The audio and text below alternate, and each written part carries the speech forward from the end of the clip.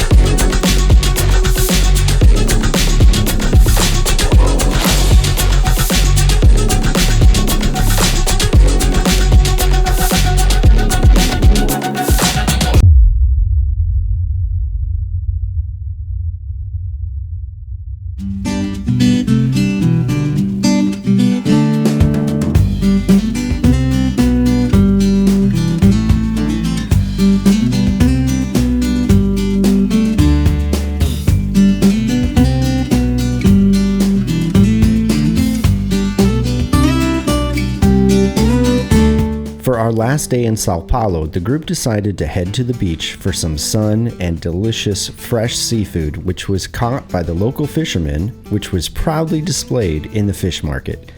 Even though it was our last day, my mood dramatically improved, which is typical for the bathing in of vitamin D in the presence of good company. While we're waiting to fly, because it's still too windy, we've come to a fish market, and here you can get any type of fish you can possibly think of. And the fish is very fresh because this is where all the ships dock before they go out to sea.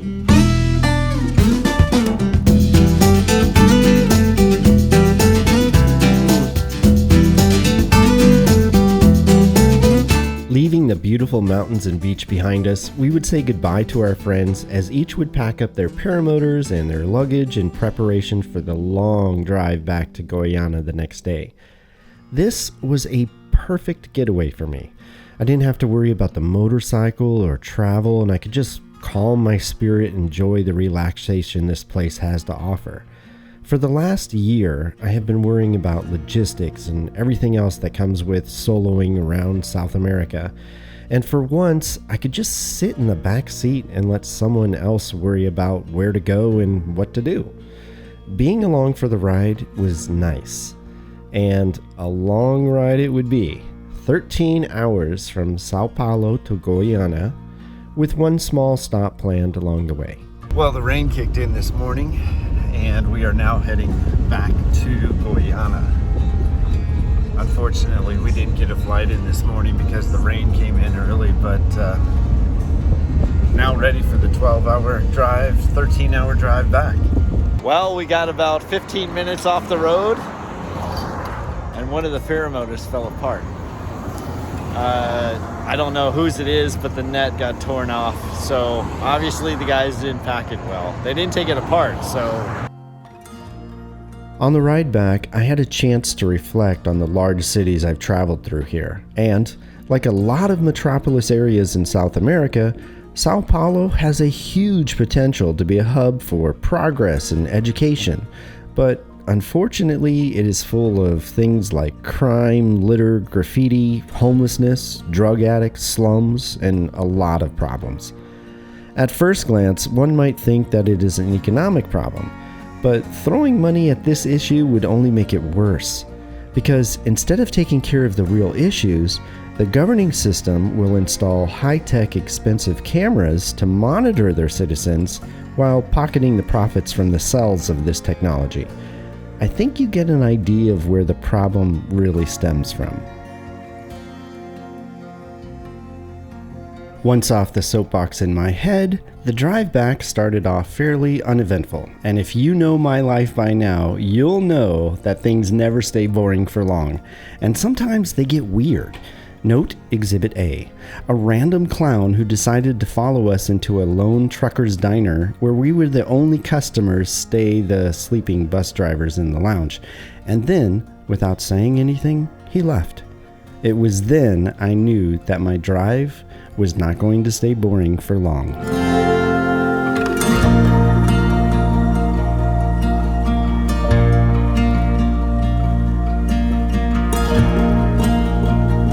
Before too long, we made our pit stop so Dareem and Ronnie could drop off a few wings for inspection to the owner of Flyover Paraglider, who I'd met in episode 48. And then, just a few minutes afterwards, our trip was no longer boring.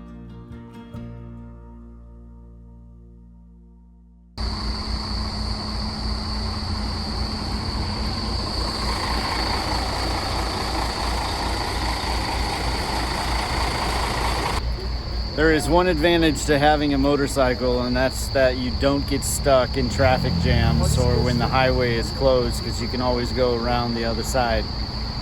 But unfortunately, in a car, can't do it. So I don't know how long we'll be stuck here, but at least we get to stretch our legs. Dareem made several attempts to traverse dirt roads and get around the traffic jam, which at this point everyone knew was miles and miles long. And as I sat in the back and saw the ornament hanging from the rearview mirror, I had an idea. We don't know how long we're going to be stuck in this huge traffic jam on the interstate, but I have a paramotor. So I'm going to get up in the air and see how long this line lasts.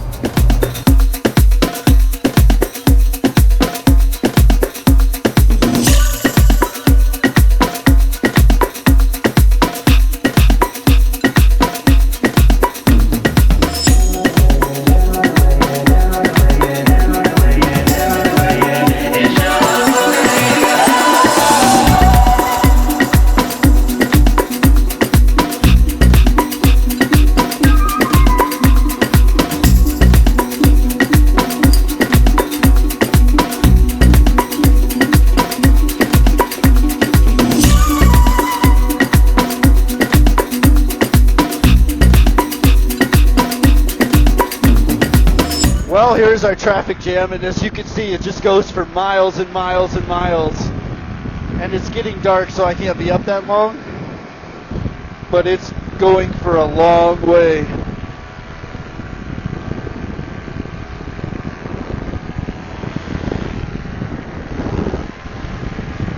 How cool is it that I get to fly out of a traffic jam? Only in South America. How crazy is this? How totally fun is this though, right? Wow, what an adventure. Well, as far as I can see, there's a traffic jam. I cannot see my way out of it. Wow, it goes on forever. Hello, good people stuck in traffic. I am your local traffic station. Basically, here's what I'm going to tell you. You're going to be in here for a while.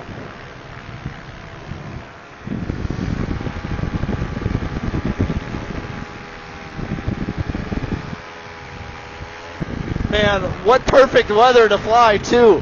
No wind, perfect weather to fly. I just wish there was more sun. Make sure I'm over the wires here. Secondarily, I was also looking for dirt roads or paths that would allow us to get out of the mess that thousands of cars were stuck in. Fortunately, I did find a few, but I couldn't find an outlet to get to some of them because we, along with many others, were boxed in. We'd have to weave our way around some large trucks if possible and then head backwards.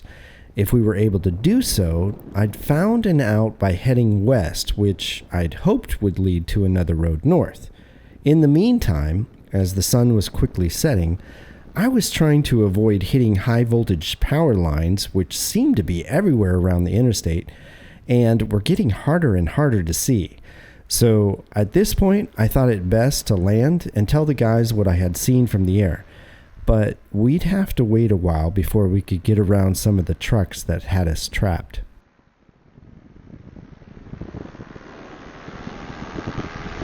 Well, a lot of traffic.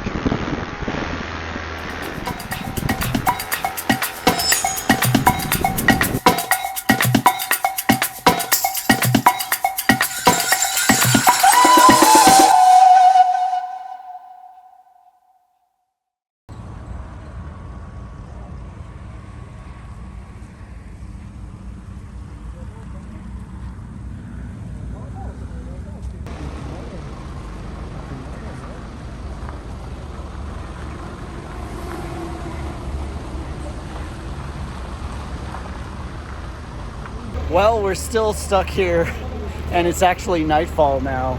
I'm glad I got to fly though, because I got to see how far the traffic jam was. It went as far as I can see. So we're trying to make our way through kind of like the dirt roads and trying to get around it, but I don't know how much success we'll have. I think we might be here all night.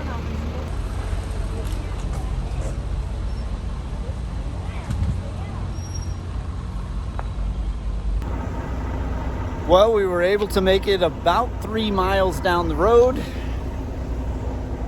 but unfortunately we're all stuck here. So I don't know how long this is gonna last, but when I flew, I could not see the end of this. Supposedly it's an accident. I don't know what the problem is, but I couldn't even see that far. Either way, it's all part of the adventure. Check it out. This guy's got a full kitchen on his rig. He's set up for the traffic jam. At this point, you can probably not even see me because it's so dark. We made our way about another quarter mile up the road, but now all the truckers are stacked up, so there's no way we can get any farther, and there's no dirt roads. So yeah, we're still 6 hours from Goiania, so we're probably gonna be here a while.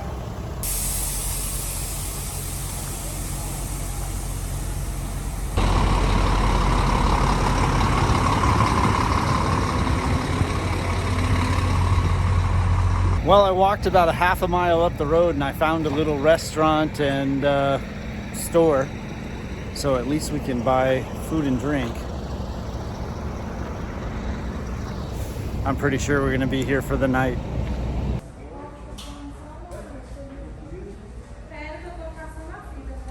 Found a little store where they jar everything.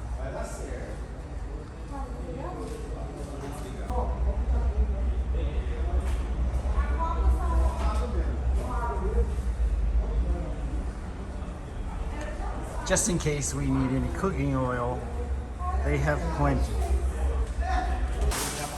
Check out these wooden mortar and pestles. How cool is this?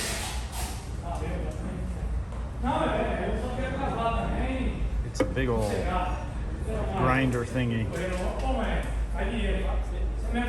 It's like for churning butter or something. This is all different types of sugar. Sugar, sugar, sugar, sugar, sugar. I think it's sugar in the raw. Well, that little store I found actually turned out kind of cool. They make their own oils and their own raw sugar, and they jar a ton of stuff. This is someplace my mom would love.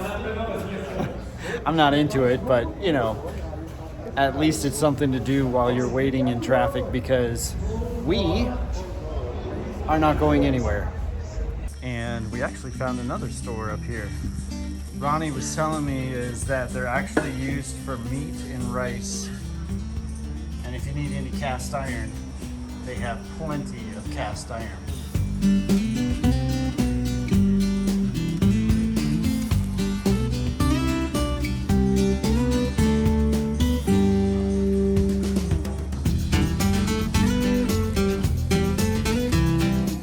Had a lot of oil too. Cooking oil must be really popular here or something. Also a bunch of jarred and canned stuff.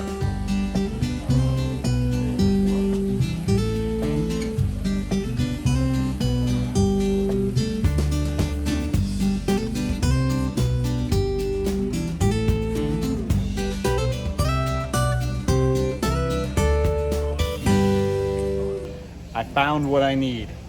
Unfortunately, it's going to be difficult to get on the motorcycle though.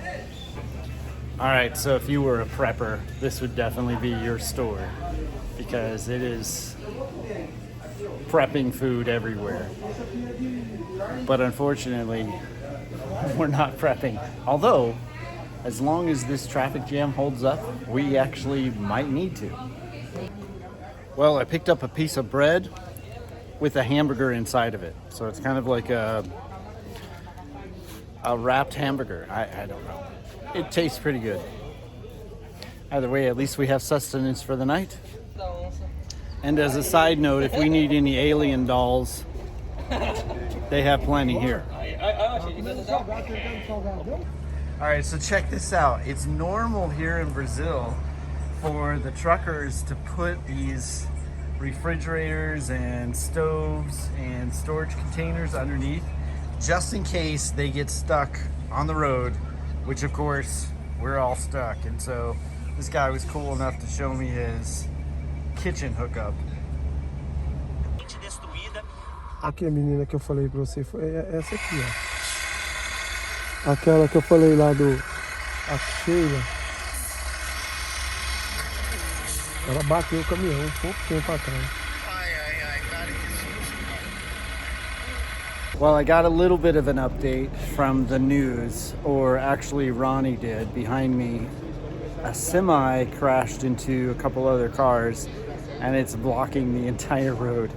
So this backup behind us and in front of us is like tens of miles long. And we've been stuck here now for about 4 hours and there's no open sight. So, by the way, if you didn't get a comment back from me last week, soon enough, I will respond to those, but I haven't had a chance because I have zero internet. But we're here at Barraco do, Andrezeo or something like that. A lot of alien dolls around here. But they also have the kegs. Looks like we're spending the night here.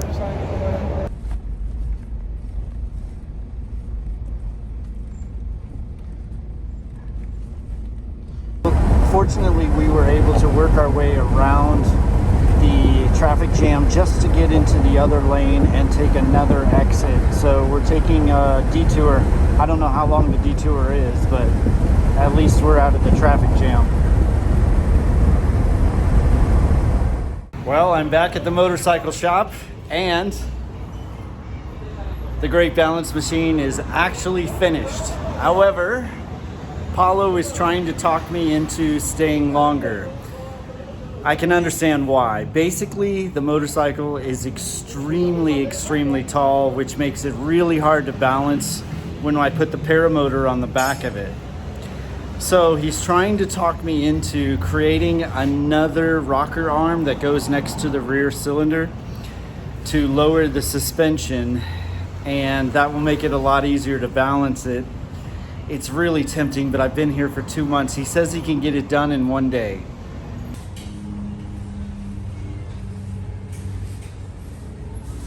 So I might take him up on that, but I'm not sure yet.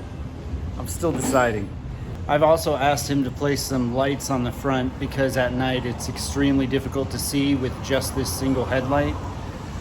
So I don't know. I'll let you know what I decide. If you enjoyed this week's adventure, subscribe to the channel. There is a new adventure every week, and I'd love for you to join in on the journey with me. If you liked the video, please give me a thumbs up, and if you leave a comment, I'd be happy to reply to you. With that, I'll see you next week on a new adventure.